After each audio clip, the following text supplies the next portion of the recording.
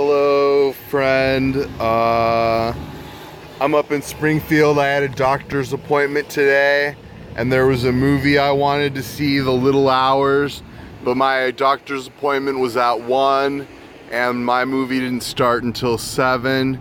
So I did a movie double feature, and I just got out of the first movie I saw, which was the Beguiled. And sadly, I did not care for that movie. I really liked the original, and I thought the original is like a classic. But right at the start of this movie, I just realized that there was no point in remaking it. I was bummed because I already knew everything that was gonna happen. I haven't seen the original Beguiled in over 20 years probably, so it's not super fresh in my memory, but like the movie opens up with ultimately a scene foreshadowing the end of the movie, and I was like, fuck, I've already seen this movie, why did I go see this again? And but I needed to kill time, so there's that. Essentially, the original movie was like a morality tale about game and being a player, and like why you don't play every woman around you. And basically it was Clint Eastwood seducing all these girls and women in a girls' school, and tension built because you knew that eventually it was going to end terribly, that it's just not a smart thing to do to try and seduce every woman in a house filled with women. You knew something bad was going to happen, and then when it did, it was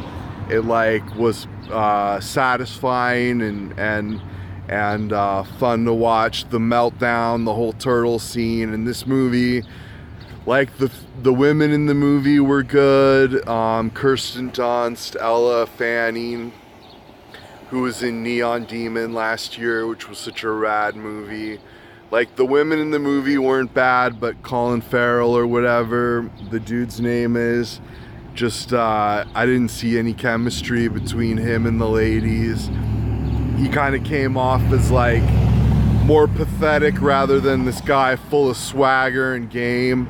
Like in the original, he was just kind of like pathetic and you almost felt sorry for him or something.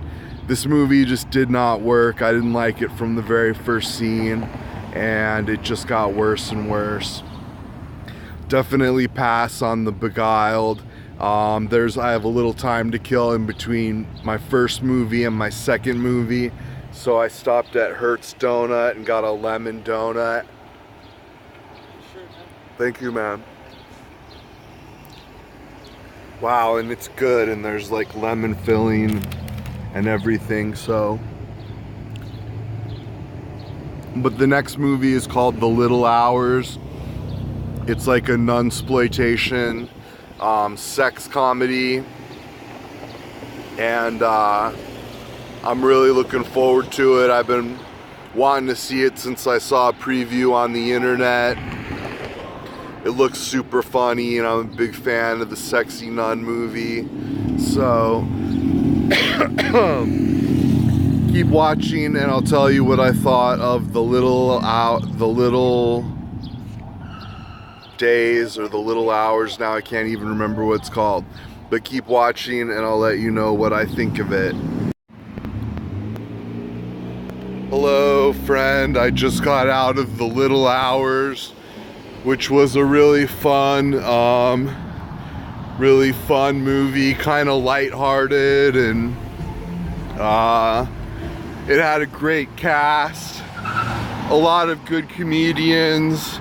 It had a pretty good amount of sex. It had some great nudity, like A+ nudity. It was the story about these nuns, and they live in this convent, and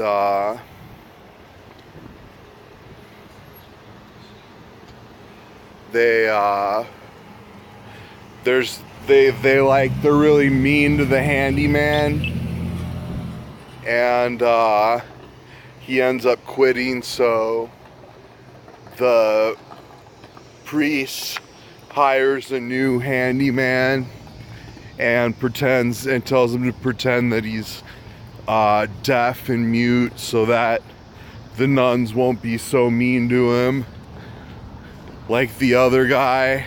And all kinds of crazy stuff happens. I don't want to give away too much of it. It wasn't, you could tell it was an homage to like 70s nunsploitation movies, the way the credits were set up and everything. The